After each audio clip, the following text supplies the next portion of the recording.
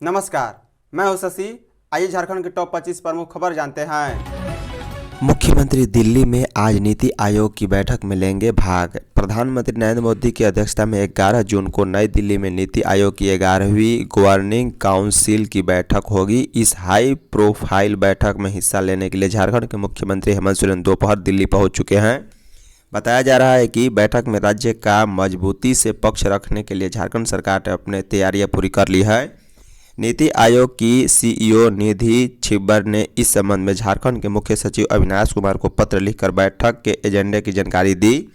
बैठक का मुख्य विषय विकसित भारत के लिए मानव पूंजी रखा गया है।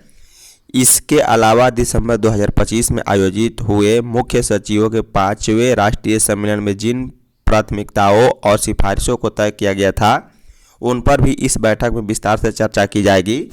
नीति आयोग की उपाध्यक्ष की ओर से मुख्यमंत्री हेमंत सोरेन को इस बैठक के लिए विशेष आमंत्रण भेजा गया है। इस बैठक में मुख्यमंत्री के साथ साथ मुख्य सचिव अविनाश कुमार, योजना एवं विकास सचिव मुकेश कुमार, रेसिडेंस कमिश्नर नई दिल्ली अरवा राजकमल और अपर सचिव योजना एवं विकास विजय जाधव मौजूद रहेंगी। सभी अधिकारी भी दिल्ली पहुंच गए हैं। झारखंड में रेलवे भर्ती घोटाला, बड़े नेटवर्क की जांच तेज। झारखंड में एक बार फिर से रेलवे में फर्जी तरीके से हुई भर्ती की फाइलें खुली है। सूत्रों के अनुसार झारखंड रेलवे के वरिष्ठ अधिकारियों के नेतृत्व में झारखंड सहित देश के विभिन्न हिस्सों में कार्यरत रेलवे कर्मचारियों के दस्तावेजों का सत्यापन किया जा रहा है। इस जांच अभियान के जरिए यह पता लगाया जा रहा है कि कौन कर्मचारी वैध तरीके से नियुक्त हुआ है और कौन फर्जी बहाली के जरिए नौकरी कर रहा। रेलवे पुलिस का कहना है कि जांच आगे बढ़ने के साथ इस गिरोह के मास्टरमाइंड और एजेंडों तक पहुंचने में सफलता मिल सकती है। फिलहाल पुलिस नौकरी दिलाने के नाम पर सक्रिय एजेंटों, बिचौलियों और पूरे नेटवर्क की पहचान में जुटी हुई है। अधिकारियों के अनुसार साक्ष्य जुटाए जा रहे हैं और जांच के आधार पर आगे बड़ी कार्रवाई की संभावना है। यदि यह नेटवर्क व्यापक स्तर तक सक्रिय पाया जाता है तो देश भर के कई रेलवे स्टेशनों पर कार्यरत कर्मचारियों की नियुक्ति की दोबारा जाँच की जा सकती है। गौरतलब है कि रेलवे पुलिस की जांच में खुलासा हुआ है कि झारखंड सहित अन्य राज्य में रेलवे में फर्जी बहाली के जरिए कई लोग नौकरी कर रहे हैं। एनडीए समर्थित नथवानी का पर्चा वैध। झारखंड राज्यसभा चुनाव में एनडीए समर्थित निर्दलीय प्रत्याशी परिमल नथवानी के नामांकन को लेकर छिड़ा विवाद बुधवार को समाप्त हो गया है। झारखंड विधानसभा के प्रभारी सचिव सह निर्वाची पदाधिकारी रंजीत कुमार ने कांग्रेस की ओर से उठाए गए आपत्तियों को खारिज करते हुए नाथवानी के नामांकन को वैध घोषित कर दिया। इसके साथ ही यह साफ हो गया है कि राज्यसभा की 2 सीटों के लिए चुनाव निर्विरोध नहीं होगा और 18 जून को ही मतदान होगा। निर्वाची पदाधिकारी ने लोक प्रतिनिधित्व अधिनियम 1951 की धारा 36 का हवाला देते हुए कहा है कि नामांकन केवल उन आधारों पर खारिज किया जा सकता है जिन्हें कानून मान्यता देता है। साथ ही धारा 36(4) के अनुसार किसी ऐसे दोष के आधार पर नामांकन निरस्त नहीं किया जा सकता जिसकी प्रकृति मौलिक या गंभीर न हो। इससे पहले बुधवार सुबह लगभग 11 बजे से शुरू हुए सुनवाई करीब 1.5 घंटे चली। दोनों पक्ष की दलीलें सुनने के बाद शाम करीब 6 बजे आदेश जारी किया गया है। मार्च के बाद 20% तक महंगा हुआ जरूरत का सामान। पश्चिमी एशिया में गहराते संकट के बाद आसमान छूती कच्चे तेल की कंपनियों ने भारत के आम आदमी के घरेलू बजट की कमर तोड़ दी है। देश के करोड़ों घरों पर हर महीने महंगाई का बोझ दबे पाव इस कदर बढ़ रहा है कि रोजमर्रा का सामान बनाने वाली कंपनियों ने जून के शुरुआती दिनों में ही दाम 5% तक बढ़ा दिए। मार्च के बाद से अब तक रसोई के राशन से लेकर रोजमर्रा की चीज़ों की औसत कीमतों में 15 से लेकर 20% की बढ़ोतरी की जा चुकी है, जिसने मध्यम वर्ग के मासिक बजट को पूरी तरह बेपटरी पर कर दिया। कंपनियां कच्चा माल महंगा होने, आपूर्ति एवं ढुलाई लगातार बढ़ने और अन्य खर्चे में बढ़ोतरी का हवाला देकर कीमतें बढ़ा रही है या पैकेजिंग का आकार कम कर रही है। पहले 1 लीटर सरसों तेल 180 का आता था, अब पैकेजिंग का आकार घटाकर 825 ग्राम और कीमत 166 से 175 रुपये के बीच है। वहीं पीली सरसों का तेल 170 से बढ़ाकर 220 रुपये प्रति लीटर हो गया है। वहीं चाय पत्ती से लेकर अन्य पैकेट बंद उत्पादों के भी दाम बढ़े हैं। इंडिया का आरोप, भाजपा बताए कितना साइनिंग अमाउंट मिला। राज्यसभा चुनाव में निर्दलीय प्रत्याशी परिमल नाथवानी का नामांकन वैध ठहराए जाने के बाद इंडिया के घटक दलों ने इसका विरोध किया है। कांग्रेस भवन में कांग्रेस, छामो और भाकपा माले के नेताओं की संयुक्त प्रेस वार्ता हुई है। इसमें भारत निर्वाचन आयोग के मुख्य चुनाव आयुक्त के समक्ष पूरी बात रखने का निर्णय लिया गया। अगर निर्दलीय प्रत्याशी परिमल नथवानी के प्रस्ताव में बदलाव हुआ है तो यह अधिकार आरओ के पास नहीं है, नामांकन रद्द किया जाना चाहिए। झामुमो के केंद्रीय महासचिव सुप्रियो भट्टाचार्य ने कहा है कि भाजपा को बताना चाहिए कि कितना साइनिंग अमाउंट मिला है और कितने में एग्रीमेंट हुआ है। हमें आशंका है कि 18 जून को 81 वैलिड वोटर हैं, इनमें कितने वोटर का मैनिपुलेट चुनाव आयोग करेगा। रिटर्निंग ऑफिसर की ओर से जो फैसला कल हो जाना चाहिए उसके लिए 30 घंटे से ज़्यादा का समय लिया गया। ऐसे पदाधिकारी को आरओ क्यों बनाया गया जिन्हें चुनाव कराने की जानकारी ही नहीं। सही गलत का फैसला निर्वाचन आयोग नहीं, अदालत को करना है। प्रधानमंत्री ने 12 साल की उपलब्धियां गिनाई। प्रधानमंत्री नरेंद्र मोदी ने बुधवार को देश के सबसे लंबे समय तक प्रधानमंत्री पद पर रहने की उपलब्धि पर जनता को आभार जताया। सरकार के 12 वर्ष की सफलताओं का उल्लेख करते हुए उन्होंने कहा है कि मध्यम वर्ग के लिए हर क्षेत्र में अवसर उपलब्ध कराए गए हैं।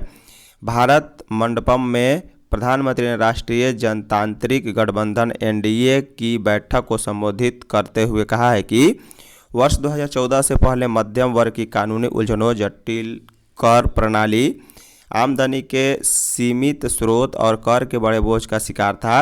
आज 12 लाख रुपए तक आमदनी कर मुक्त है। आज देश में सरल और फॉसलेस टैक्स सिस्टम है। इसके माध्यम से वर्ग के लिए हर क्षेत्र में आगे बढ़ने के नए अवसर बन रहे हैं। प्रधानमंत्री ने कहा कि देशवासियों ने 12 वर्ष में एनडीए सरकार के कार्यकाल में विकास की दर के साथ यह भी देखा है कि आज हम वैश्विक मानकों के साथ प्रतिस्पर्धा में लगातार बढ़ते जा रहे हैं। जमीन के ऑनलाइन रिकॉर्ड अब सीओ के डिजिटल हस्ताक्षर से। झारखंड हाई कोर्ट ने राज्य में ऑनलाइन भूमि अभिलेखों में लगातार हो रही त्रुटियों पर चिंता जताते हुए महत्वपूर्ण निर्देश जारी किए हैं। अदालत ने कहा है कि ऑनलाइन भूमि रिकॉर्ड भौतिक अभिलेखों की हूबहू कॉपी होनी चाहिए। इसके लिए अब सभी डिजिटल भूमि अभिलेखों का संबंधित अंचलाधिकारियों द्वारा सत्यापन किया जाएगा। सत्यापन के बाद ही उन्हें डिजिटल हस्ताक्षर के साथ पोर्टल पर अपलोड किया जाएगा।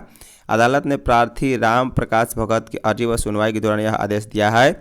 बता दें कि जस्टिस आनंद सेन की अदालत ने राजस्व निबंधन में भूमि सुधार सचिव को आदेश का तत्काल अनुपालन सुनिश्चित करने और सभी संबंधित अधिकारियों को आवश्यक प्रशासनिक निर्देश जारी करने को कहा। कहीं प्रार्थी को 3 सप्ताह में अंचल अधिकारी कुड़ू के समक्ष आवेदन देने का निर्देश देते हुए कहा गया है कि मामले का निष्पादन 12 सप्ताह के भीतर किया जाए। झारखंड टी20 लीग का रंगारंग आगाज। रांची के जेएससीए इंटरनेशनल क्रिकेट स्टेडियम में बुधवार को झारखंड टी20 लीग का रंगारंग आगाज हुआ है। भारतीय क्रिकेट टीम के पूर्व कप्तान महेंद्र सिंह धोनी ने प्रतियोगिता का उद्घाटन किया। इस मौके पर बॉलीवुड सिंगर कनिका कपूर ने अपने बेहतरीन प्रस्तुतियों से दर्शकों का दिल जीत लिया है। उद्घाटन समारोह में करीब 10,000 दर्शक मौजूद थे, लेकिन बारिश ने उनके उत्साह पर पानी फेर दिया। बूंदाबूंदी कम होते ही कनिका कपूर मैदान में पहुंची और एक किनारे आकर अपने चर्चित गीत बेबी डॉलम सोने दी चिंटिया कलाई वे गाया। इस दौरान दर्शक बेहद ही खुश नजर आए, लेकिन कुछ ही देर बाद वह वापस चली गई। बता दें कि पहले मैच में रांची टाइटंस ने छोटा नागपुर रॉयल्स को 5 रन से हराया है। वहीं टाइटंस ने 19.5 ओवर में 155 रन बनाए हैं। रॉयल्स की टीम 150 रन ही बना सकी है। रांची में ब्लड इमरजेंसी डोनर लाना बड़ी मजबूरी। राजधानी रांची के ब्लड बैंकों में पिछले 1 से 1.5 माह से रक्त की कमी बनी हुई है। शहर के प्रमुख सरकारी और निजी ब्लड बैंक में रक्त का स्टॉक लगातार घटता ही जा रहा है।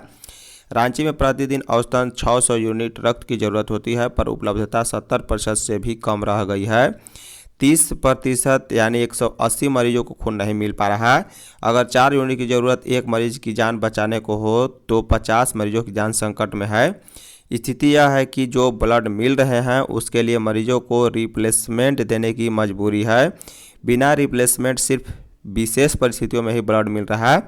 रिम्स ब्लड बैंक की इंचार्ज डॉक्टर सुषमा ने बताया है कि हर दिन रिम्स में सामान्य दिनों में 100 से लेकर 120 यूनिट तक ब्लड सप्लाई किया जाता है, पर पिछले कुछ समय से 25% लोगों को समय पर ब्लड नहीं मिल पा रहा है। किसी तरह दूसरे दिन उन्हें रक्त उपलब्ध कराया जाता। सदर ब्लड बैंक की इंचार्ज डॉक्टर रंजू ने बताया है कि पहले की तुलना में स्टॉक में 25 से 30% तक की कमी आई है। झारखंड मौसम आज से आंधी का अलर्ट। रांची व आसपास के क्षेत्रों में बुधवार शाम को आंधी के साथ हुई बारिश और ठंडी हवाओं ने लोगों को उमस भरी गर्मी से राहत दी है। इस मौसमी बदलाव के चलते तापमान में 4 से 6 डिग्री सेल्सियस की गिरावट दर्ज की गई। शाम में जहां पारा 28 डिग्री के पास रहा, वहीं रात 8 बजे यह गिरकर 22 डिग्री तक पहुंच गया। बुधवार को मुख्य रूप से बेसा चौक, हिनू, डोरंडा क्षेत्र में बारिश दर्ज की गई है। रांची में गुरुवार से अगले 3 दिन तक गरज के साथ बारिश और 50 से 60 किलोमीटर प्रति घंटा की गति से हवा चलने और कुछ जगह ठनका की चेतावनी भी जारी की गई। मौसम विभाग के अनुसार राज्य में अगले 4 दिनों के दौरान तापमान में 3 से 4 डिग्री तक की कमी आ सकती है। इस दौरान रांची का अधिकतम तापमान 33 से लेकर 35 डिग्री और न्यूनतम तापमान 24 से 25 डिग्री के बीच रहने की संभावना है। मैट्रिक में खराब रिजल्ट वाले शिक्षकों पर होगी कार्रवाई। झारखंड में मैट्रिक और इंटरमीडिएट की परीक्षा में खराब रिजल्ट वाले विषयों के शिक्षकों पर कार्रवाई होगी। स्कूली शिक्षा और संस्था विभाग के सचिव उमाशंकर सिंह ने जिलों से 1 सप्ताह के अंदर ऐसे शिक्षकों की रिपोर्ट मांगी है। शिक्षा सचिव ने जिला शिक्षा पदाधिकारियों से उन शिक्षकों की पहचान करने के निर्देश दिए जिनकी लापरवाही के कारण किसी स्कूल में मैट्रिक या इंटरमीडिएट परीक्षा का परिणाम खराब रहा है। शिक्षा सचिव बुधवार को वीडियो कॉन्फ्रेंसिंग से जिला शिक्षा पदाधिकारियों व जिला शिक्षा अधीक्षकों के साथ हुई बैठक कर रहे थे।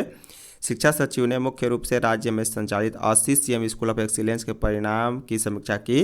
उन्होंने इस पर नाराजगी प्रकट की कि ऐसे कई सीएम स्कूल ऑफ एक्सीलेंस में आवश्यक संख्या में शिक्षक होते हुए भी वहां रिजल्ट खराब रहा। उन स्कूलों के प्राचार्य और संबंधित शिक्षकों को तत्काल वहां से हटाकर अपने मूल विद्यालय में प्रतिस्थापित करने को कहा गया है। पाकुड़ के अमड़ापाड़ा में बाराती बस दुर्घटनाग्रस्त, 4 की मौत। अमड़ापाड़ा थाना क्षेत्र के मालीपाड़ा के समीप बुधवार तड़के करीब 3 बजे एक बारातियों से भरी एक अनियंत्रित बस दुर्घटनाग्रस्त हो गई। इस हादसे में चालक समेत 4 लोगों की मौत हो गई, वहीं 50 लोग घायल हो गए। बताया जाता है कि 2 लोगों की मौके पर ही मौत हो गई है। बाद में बस चालक सहित 2 लोगों की मौत इलाज के क्रम में हो गई। मृतकों की पहचान महेशपुर थाना क्षेत्र के परियारदाहा निवासी ओलेन मुर्मू पिता बाजार मुर्मू, राजेश टुड्डू पिता मुंशी टुड्डू तथा हेमलाल हेम्ब्रम उर्फ बाबूटा पिता मोंगला हेम्ब्रम के रूप में हुई है। वहीं मृतक चालक की शिनाख्त नहीं हो सकी है। धन्यवाद।